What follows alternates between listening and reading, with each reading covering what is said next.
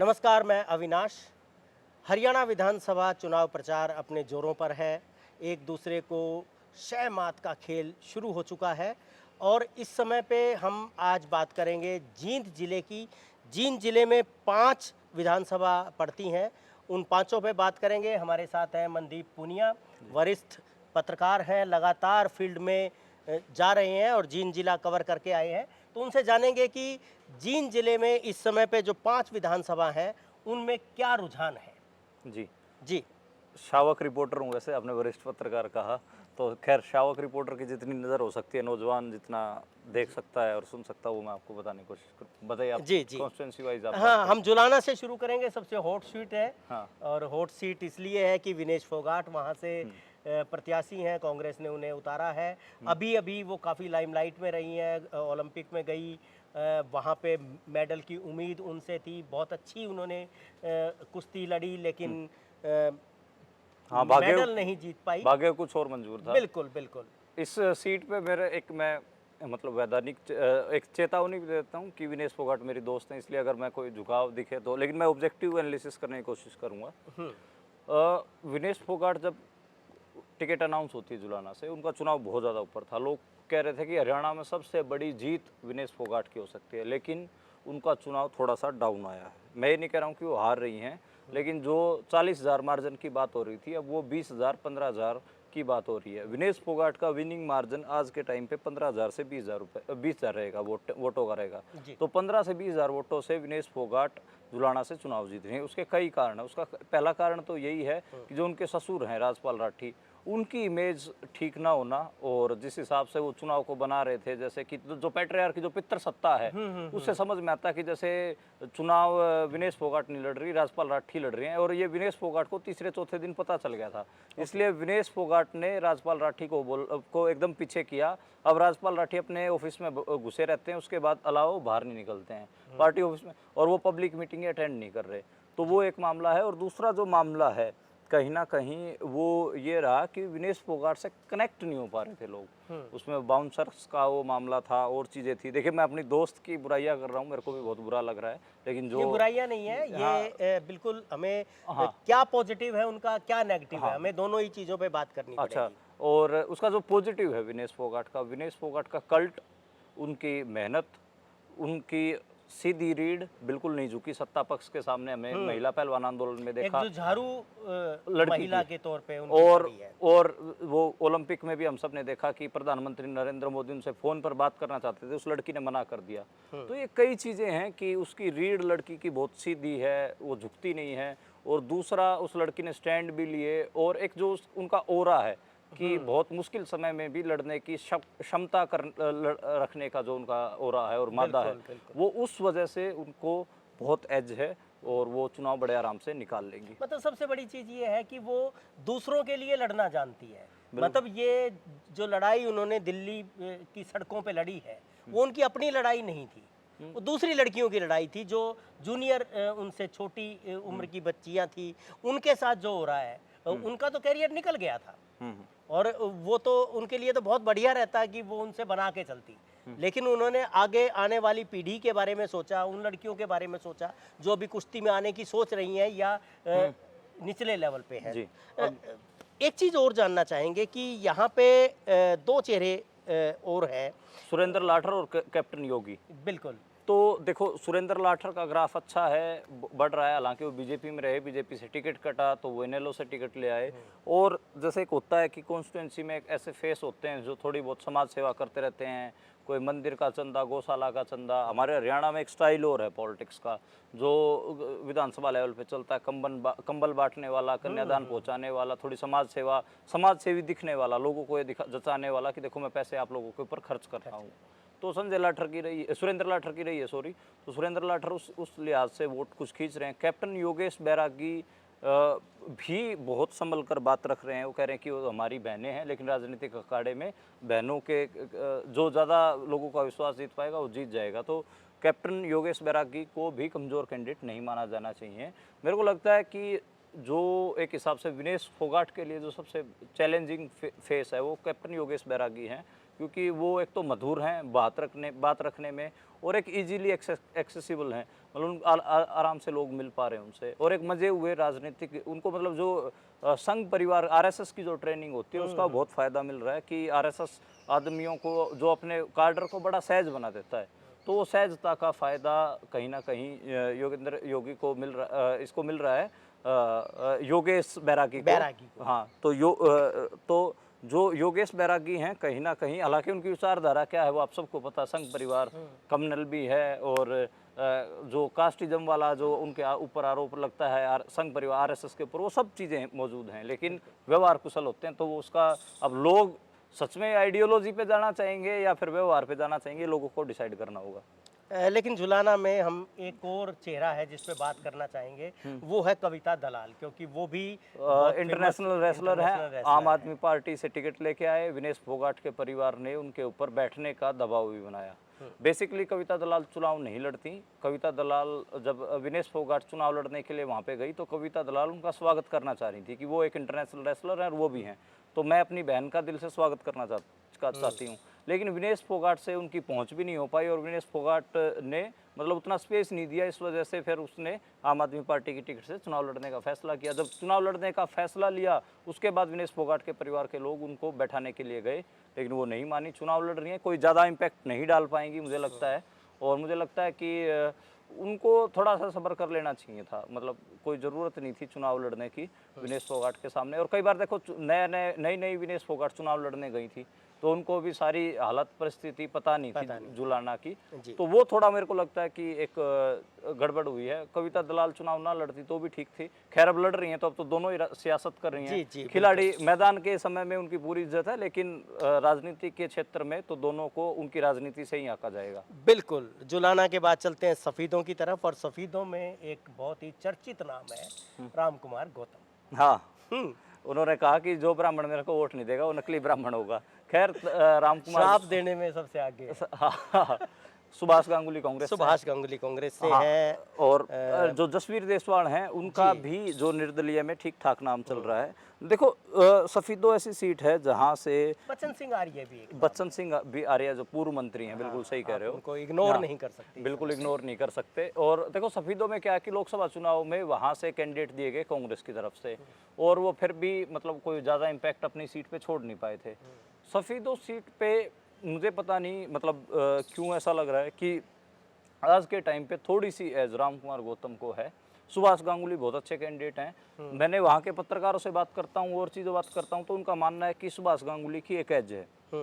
मेरे को राम कुमार गौतम की एज इसलिए लग रही है क्योंकि जसवीर देसवाल भी ठीक ठाक वोट काट रहे हैं, और वो जो वोट काट रहे हैं वो कहीं ना कहीं वोट काट रहे हैं जसवीर देसवाल सुभाष गांगुली। तो ये एक चक्कर है, इस वजह से मुझे थोड़ा सा लग रहा है कि अब की बार देखो लोकलाइज्ड इशू है। अगर आप स्टेट लेवल पे देखेंगे तो हुड्डा की जो लहर है उसमें तो सुभाष गांगुली तैर जाने चाहिए बड़े आराम से, पर राम कुमार गौतम जिस हिसाब से राजनीति को प्ले करते हैं, जो उनको लोगों को हंसाते हैं, अट्रैक्ट करते हैं, वो एक मामला है। उनकी आइडियोलॉजी पे भी खैर बात होनी चाहिए कि उनकी आइडियोलॉजी कैसी है। वो हर 10 दिन बाद अपनी पॉलिटिकल पोजीशन बदल लेते हैं। आज वो आपको क्या पता दलितों के हितैषी दिख रहे हो, 10 दिन बाद पता चले कि एंटी दलित उनका कोई बयान आ जाए जी। ऐसे ही ब्राह्मणों के ऊपर भी है, आज ब्राह्मणों के पक्ष में दिख रहे हैं, कल को ब्राह्मणों को गालियां दे दें। आज जाटों के पक्ष में दिख रहे हैं, कल को जाटों को गालियां दे दें। तो उनका पॉलिटिकल पोजीशन स्टैग्नेंट नहीं है। स्टैग्नेंट का मतलब होता है कि एक जैसी नहीं है, बिल्कुल वो ऐसे मतलब तभी वो रूप बदल लेते हैं, उनका पता ही नहीं चलता कि कब वो रूप बदल गए कब नहीं बदला। तो वो एक मामला है। तो मुझे लगता है कि सफीदो सीट बहुत ज़्यादा फंसी हुई है, विनिंग मार्जिन बहुत कम रहेगा। आज के टाइम पे मैं बीजेपी को एक सर्टेन एज लेके मैं चल रहा हूँ, लेकिन सुभाष गांगुली पीछे नहीं है। अगर हुड्डा साहब उनके लिए स्टैंड लेते हैं ढंग से और 2-4 रैलियां हो जाती हैं दीपेंद्र हुड्डा की भी और भूपेंद्र हुड्डा की, तब उनका इलेक्शन संभल सकता है। और लेकिन इसमें एक और बात जो करने की है, जो आपने नेगेटिव बताया सुभाष गांगुली का कि जसवीर देसवाल खड़े हैं इसलिए उनको नुकसान होगा, तो इतना ही नुकसान मुझे लगता है बीजेपी को होगा बच्चन सिंह आर्य के खड़े होंगे। बच्चन सिंह आर्य देखो थोड़ा क्रेडिबिलिटी लूज कर गए अपने, बात आप सही कह रहे हो कि बच्चन सिंह आर्य ने जो जाट आरक्षण आंदोलन था उस समय जो कुत्तों वाली जो कसम खिलवाई, और इसके अलावा 1-2 चीज़ें और हुई। सॉरी वो बच्चन सिंह आर्य ने नहीं किया था, कोई और था, तो मैं उसके लिए मैं भी गलती मानता हूँ। तो वो वो कोई और आर्य हाँ, थे, हाँ, उसी इलाके से आते बिल्कुल, थे, बिल्कुल। उसके लिए मैं माफी मांगता हूँ। लेकिन बच्चन सिंह आर्य ने थोड़ी इमेज लूज करी है अपनी, मेरे को जो जहाँ तक मामला है, ये बात सही है कि वो बीजेपी के ही वोट खाएंगे बिल्कुल, बिल्कुल। और बीजेपी से ही वो टिकट मांग रहे थे। जी। इसके बाद चलते हैं जींद, और जींद भी काफ़ी प्रेस्टिजियस एक सीट है। कृष्णलाल मिड्ढा वहाँ से लगातार बन रहे हैं, जीत रहे हैं। कृष्णलाल मिड्डा के साथ दिक्कत ये हो रही, दूसरा सॉरी, महावीर गुप्ता कांग्रेस ने उठाया है, और नरेंद्र नाथ शर्मा इनेलो के प्रत्याशी हैं, और इंजीनियर धर्मपाल प्रजापत जेजेपी से, और वजीर सिंह ढांडा आम आदमी इसमें पार्टी एक से। प्रदीप गिल आप मिस करें, हाँ, जो कि प्रदीप गिल, बिल्कुल जो बिल्कुल। इंडिपेंडेंट चुनाव कंटेस्ट कर रहे हैं। देखो जींद का क्या है, जींद की सिनेरियो ऐसा है कि जो मांगेराम गुप्ता का जो परिवार है, ट्रेडिशनली जी। वो उस सीट पर फाइट देता रहा है, और अब की बार उनके बेटे उस सीट पे चुनाव लड़ रहे हैं, ठीक है। और जो कृष्णलाल मिड्डा है, वो भी डॉक्टर मिड्डा जो सीनियर मिड्डा होते थे, उनके बेटे हैं, लोकदलीय होते थे, लेकिन बाद में हाँ हाँ, वो जैसे उनकी डेथ हुई और फिर वो बीजेपी के हो गए। एंटी इनकम्बेंसी अगर किसी की है जींद में, तो वो कृष्णलाल मिड्डा की, उनकी बोलबाणी की वजह से, लेकिन जींद में उनकी स्थिति भी मजबूत है। देखो और जो मांगेराम गुप्ता जो कांग्रेस की टिकट है, सब ओबीसी फेस के लिए डिमांड कर रहे थे। करतार सैनी वहाँ से एक आदमी है, अगर उनको वो टिकट मिलती तो आराम से कांग्रेस हैंडसम मार्जिन से जीतती, क्योंकि जो बोलबाणी है वो मांगेराम गुप्ता के बेटे की भी ऐसी ही है, मतलब वो कोई बहुत मैच्योर फेस नहीं है, उनको भी कोई ज़्यादा पॉलिटिक्स पता नहीं है। तो लेकिन आज के टाइम पे मजबूत स्थिति में है, लेकिन कांग्रेस के वोट प्रदीप गिल खराब कर रहे हैं, क्योंकि देहाती इलाका है जी। वहाँ पे। देखो जो रेड्डू साहब हैं, कौन सी लक्ष्य डेयरी वाले, तो उन्होंने उनकी टिकट कटी, तो उन्होंने कहा कि एक फेसबुक पे पोस्ट भी लिखा था, और उन्होंने लिखा कि जातिवाद जीत गया और एक जो सेवा नीति है वो हार गई, ऐसा कुछ लिखा था उन्होंने। तो वो जो चाह रहे थे टिकट लेना, तो देहाती इलाके में एक है कि भाई हमारे गांव भी पड़ते हैं, जो आपको मैं बताऊं, जहाँ पे कंडेला वगैरह ये सारे गांव हैं, ये जींद जिले में पड़ते हैं। वो चाह रहे थे कि देहात में टिकट आए, क्योंकि हर बार शहर में ही टिकट रहती है, ऐसा हो नहीं पाया। तो मेरे को लगता है कि वो जो देहाती वोटें हैं बहुत सारी प्रदीप गिल को पड़ेंगी, और उसका नुकसान कांग्रेस को होगा। इसलिए मेरे को लगता है कि कृष्णलाल मिड्डा एंटी इनकम्बेंसी होने के बावजूद भी थोड़ी मजबूत स्थिति में है, लेकिन अगर हुड्डा परिवार वहाँ पे कैंप करता है और थोड़ा ओबीसी वोटर्स को खींचने में गुप्ता परिवार कामयाब होता है, तो ये सीट बड़े आराम से निकाल लेंगे। जींद जो कि कभी स्ट्रॉन्ग होल्ड था लोकदल फोर्सेस का, जेजेपी इनेलो, वो वहाँ पर कुछ भी परफॉर्म नहीं कर पा रहे हैं। आपको मतलब 5000 से नीचे वो सिमट जाएंगे दोनों। तो ये मेरा जींद का आकलन है। जींद का आकलन मेरा ये है कि चुनाव बिल्कुल फंसा हुआ है, एक एक दिन पे चल रहा है। कृष्णलाल मिड्डा की बहुत ज़्यादा एंटी इनकम्बेंसी है, अगर वो एंटी इनकम्बेंसी मेंटेन रहती है और वो लोगों को नहीं मना पाते हैं, तो कृष्णलाल मिड्डा 100% आ रहेंगे। उनके 50 लाख रुपए उनके समर्थकों के पकड़े भी गए हैं, सारा मामला है। और अगर जो दूसरा ये कि गुप्ता परिवार को जो रूरल वोट हैं, ग्रामीण वोट हैं, वो हुड्डा परिवार के सर पे मेंटेन करने पड़ेंगे, ताकि वो जीत की तरफ बढ़ पाएं। बिल्कुल। अब चलते हैं चौथी सीट पे, और वो है नरवाना। सुरक्षित सीट है ये। तो इस पे कांग्रेस ने सतबीर दबलैन पे अपना दाव खेला है, और कृष्ण कुमार बेदी को यहाँ पे लेके आई है बीजेपी। देखिए बेसिकली क्या था कि ये बड़ा इंटरेस्टिंग मामला है कि यहाँ पे 2 बार से कांग्रेस की टिकट पे विद्या रानी लड़ रही थी जनोदा से। हाँ। वो चुनाव हार रही थी, उनका टिकट कटा, और उन्होंने इनेलो से वो टिकट ले आई, और उनके लिए सिंपैथी हो गई, और सिंपैथी हुई, और इनेलो का चुनाव यहाँ पे खड़ा हो रहा है। हालांकि कांग्रेस क्योंकि जो दबलैन साहब हैं वो सुरजेवाला गुट के हैं, चुनाव उनका भी कमजोर नहीं है, वो भी अच्छा फाइट दे रहे हैं, लेकिन कृष्ण कुमार बेदी बीजेपी वहाँ पे अपने पैर ही नहीं लगा पा रही है, और ये बड़ा नुकसान वहाँ पर हो रहा है कृष्ण कुमार बेदी को। मेरे को लगता है कि जो फाइट है नरवाना में, वो कांग्रेस वर्सेज इनेलो है, और आज के टाइम पे कांग्रेस थोड़ी सी बढ़त में है। अगर इनेलो का थोड़ा सा और चुनाव उठा तो सच में ही सतबीर दबलैन के लिए ये चुनाव मुश्किल होने वाला है। और ये इनेलो मतलब जो 7-8 सीटें गिन रही हैं कि जिन पे उनका चुनाव उठ रहा है, उनमें से एक है। नरवाना में इनेलो का चुनाव उठ रहा है, और पहले और दूसरे की फाइट में है इनेलो वहाँ पे। जी जी। अभी बीजेपी तीसरे नंबर पे रहेगी। अभी 26 को एक रैली है, जिसमें कुमारी शैलजा पहली बार उसके बाद जो पर्चे भरे गए थे उसके बाद फील्ड में जाएंगी। हाँ। तो उस जनसभा में पहुंचेंगी वो।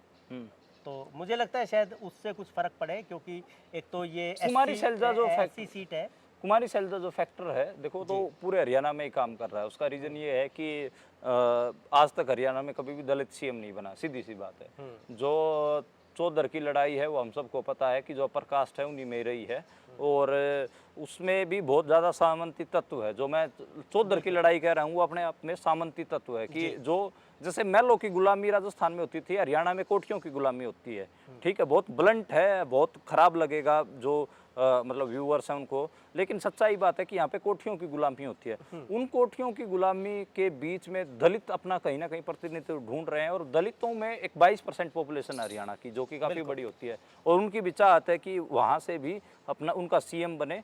तो कुमारी शैलजा एक बड़ा फेस है। अगर कुमारी शैलजा 5-7 दिन और चुप रह जाती और कोई बयान ना देती तो कांग्रेस का इलेक्शन खराब होना 100% तय था, चाहे कोई समीकरण कुछ भी गिनवाता रहे। लेकिन दलितों में एक चाहत है, और मैं उस चाहत को बिल्कुल सम्मान करता हूँ, और मेरे को लगता है कि हरियाणा में जो ये कोठियों की गुलामी वाला मामला है, या फिर लगाइए कि जो लड़ाई है चौधर की, उसको थोड़ा सा डेमोक्रेसी की तरफ लेके जाने के लिए अगर दलित सीएम की कोई पॉसिबिलिटी बनती है तो ये हरियाणा के लिए, और वो भी महिला दलित सीएम की कोई पॉसिबिलिटी बनती है तो ठीक रहेगा। कोई, मेरे को तो इसमें कोई बुराई लगती नहीं है। और नहीं, मुझे लगता है कि ये जो प्रकरण हुआ है इसके बाद शैलजा बहुत मजबूत बन के उभरी हैं। मजबूत लेडी वो इस वजह से क्योंकि उन्होंने अपनी आइडियोलॉजी नहीं छोड़ी। ठीक है, कितना दबाव रहा होगा उनके ऊपर कि वो टिकटें अपने लोगों को नहीं दिलवा पाई। इवन जो उनके सबसे राइट हैंड माने जाते थे अजय चौधरी नारनौल से, उनकी टिकट कटी। उकलाना से जो होम सीट है हाँ, शैलजा जी की, उनकी टिकट कटी, तो वो कितना मुश्किल रहा होगा उनके लिए कि मतलब वो टिकटें नहीं दिलवा पाई, और फिर भी उनके ऊपर दबाव रहा, और बीजेपी वालों ने कहा कि आप हमारे पास आ जाइए, बीजेपी ने मुद्दा बनाया, फिर भी वो अपनी आइडियोलॉजी के साथ खड़ी रही। उन्होंने कहा कि मेरा तो जो शव है, मेरा जो अंतिम संस्कार वो कांग्रेस के तिरंगे में होगा। बिल्कुल बिल्कुल। तो उससे वो मजबूत बनी है, आइडियोलॉजी नहीं छोड़ी। खैर जनता में उनकी एक पॉजिटिव छवि उभर के लेकिन आई ये एक है। नंबर गेम भी है। मैं और आप बहुत इमोशनल हो सकते हैं किसी भी चीज के लिए, लेकिन डेमोक्रेसी एक नंबर गेम भी है। नंबर जिसके ज्यादा होंगे और नंबर वाले जिसको सीएम बनाएंगे वही बनेगा। खैर, हमारे हाथ में नहीं, हम पत्रकार हैं, हम एक थोड़ा सा ऑब्जेक्टिवली विश्लेषण कर सकते हैं। हाँ हाँ हाँ। तो आइए अब चलते हैं उचाना का। हॉट सीट है। हाँ। तो इसीलिए मैंने इसको नरवाना पहले लिया, उचाना को थोड़ा बाद में रखा। ब्रजेंद्र सिंह एमपी थे अभी, और इनकी पारंपरिक सीट है, ये परिवार की सीट है, और बीजेपी से कांग्रेस में आ गए। बीजेपी से कांग्रेस में आए हैं दुष्यंत चौटाला साहब जी। और देवेंद्र अत्री हैं यहाँ पे बीजेपी के, दुष्यंत चौटाला हैं जेजेपी के, और विनोद अलेवा। ये विनोद अलेवा का इतना नहीं है यहाँ पे, जैसे वीरेंद्र गोगड़िया हैं, वीरेंद्र गोगड़िया जो आपने लिख रखा पेन जी पे। जी जी, पवन फौजी हैं। हाँ, तो ये हैं बलवान हैं, दिलबाग संडील। दिलबाग शांडिल। हाँ, तो ये है बेसिकली। तो देखो दिक्कत क्या है कि उचाना के किसान एकदम असहज हुए किस बात पे कि यार ये आदमी बीजेपी में था और बीजेपी से अब कांग्रेस की टिकट ले आया, तो हमारे पास तो ऑप्शन ही नहीं बचा। लेकिन ब्रजेंद्र सिंह एक स्वभाव में सहज आदमी हैं, एक आंख में आंख डाल के झूठ नहीं बोलते। उनसे जो गलतियां हुई उन्होंने ऑन कैमरा, मैंने 2 बार इंटरव्यू लिए हैं, उन्होंने अपनी गलतियां मानी हैं। ठीक है। दुष्यंत चौटाला की खास बात क्या कि वो आंख में आंख डाल के झूठ बोलते हैं। मैंने उनका इंटरव्यू लिया और उन्होंने क्या गजब झूठ बोले। उन्होंने जितने भी इंटरव्यू दिए हैं गजब आंख में आंख डाल के झूठ पॉलिटिशियन। हाँ, कॉन्फिडेंस जबरदस्त है, और वो दिखाते हैं कि मैं ऐसा सेनापति हूँ जो मैदान को छोड़कर भाग नहीं रहा। और मुझे लगता है कि जो फाइट है वो वीरेंद्र गोगड़िया में और देवेंद्र अत्री में और ब्रजेंद्र सिंह में रहेगी। आज के टाइम पे ब्रजेंद्र सिंह की एज है, दूसरे नंबर पे बीजेपी है और तीसरे पे निर्दलीय है, चौथे पे दुष्यंत चौटाला है कहीं पे। तो वहाँ पे किसानों ने अस्तित्व की लड़ाई लड़ रहे हैं। वहाँ पे किसानों ने आजाद पाल वहाँ को कैंडिडेट फील्ड किया था किसानों की तरफ से, लेकिन बाद में नॉमिनेशन वापस ले लिया क्योंकि उन्होंने कैलकुलेशन बिठाए कि हमें क्या ज़्यादा जरूरी है, हमारे लिए बीजेपी को और दुष्यंत चौटाला को हराना ज़्यादा जरूरी है। इसलिए उन्होंने कांग्रेस को और ब्रजेंद्र सिंह को प्रेफरेंस देते हुए आजाद पालवा ने अपना नॉमिनेशन वापस कर लिया। लेकिन हालांकि दिलबाग संडील और वीरेंद्र गोगड़िया कांग्रेस की ही वोटों में सेंधमारी कर रहे हैं। अगर वीरेंद्र गोगड़िया और दिलबाग संडील ज्यादा वोटें लेके जाते हैं तो बहुत पॉसिबल है कि बीजेपी वहां से चुनाव जीत जाए और ब्रजेंद्र हार जाए। तो ऐसा क्योंकि भी हो सकता ऐसा हो सकता है। उचाना सरप्राइज करता है और उचाना अब की बार सरप्राइज करेगा। लेकिन मेरा आज का आकलन है कि ब्रजेंद्र सिंह पहले नंबर पर हैं, दूसरे नंबर पर बीजेपी हैं और तीसरे पे इंडिपेंडेंट वीरेंद्र गोगड़िया हैं और चौथे नंबर पे दुष्यंत चौटाला हैं। अगर गलती से जो इंडिपेंडेंट कैंडिडेट है वीरेंद्र गोगड़िया वो 10,000 वोटों से ज़्यादा लेके जाते हैं तो बीजेपी का जीतना तय हो सकता है। जी, तो ये थी जींद जिले की 5 विधानसभा सीट एक एक के बारे में हमने बात की, कहाँ पे कौन कैंडिडेट मजबूत है, क्यों मजबूत है, कौन कैंडिडेट कमज़ोर है, उसकी कमज़ोरी के कारण क्या है, और यहाँ पे निर्दलीय जो हैं वो क्या भूमिका निभा सकते हैं, क्या भूमिका निभाएंगे। और इस सब के बीच में जो एक चीज़ उभर के आई है कि जो हरियाणा में इस समय कांग्रेस के सीएम फेस नंबर 1 है भूपेंद्र सिंह हुड्डा, उनकी साख का सवाल भी है कि वो कितना इस फील्ड में जाते हैं। अगर वो फील्ड में जोर लगाते हैं तो कांग्रेस की सीटें जो एज पे खड़ी हैं वो थोड़ा सा पॉजिटिव और हो सकती हैं। बिल्कुल, और मैं सीट निकल सकती है। मैं देखो हम कुमारी शैलजा के लिए एक और दलित रिप्रेजेंटेशन के लिए बहुत इमोशनल बात कर रहे थे, लेकिन थोड़ी प्रैक्टिकल बात भी कर लेनी चाहिए। प्रैक्टिकल बात ये है कि भूपेंद्र हुड्डा एक मास पॉलिटिशियन बनकर उभरे हैं। हालांकि उसमें बहुत सारी फैक्टर्स काम कर रहे हैं, उस पर हमको जाने की जरूरत नहीं है, लेकिन एक मास पॉलिटिशियन बन के उभरे हैं और जिस जिस सीट पे वो जा रहे हैं, रैलियां कर रहे हैं, उससे माहौल पे फर्क पड़ रहा है। और 72 कैंडिडेटों को अपनों को लड़ा रहे हैं वो चुनाव में, 72 टिकटें उन्होंने खींची। तो इस वजह से भूपेंद्र हुड्डा का अगर जितना रीच करेंगे, जितने ज़्यादा बार रीच करेंगे, मेरे हिसाब से चीज़ें बहुत मजबूत होंगी। और वो सीटों पे जाके बात भी ऐसे कर रहे हैं, भाई कैंडिडेट ने भूल जाओ, थारी एक एक वोट मेरे को पड़ेगी।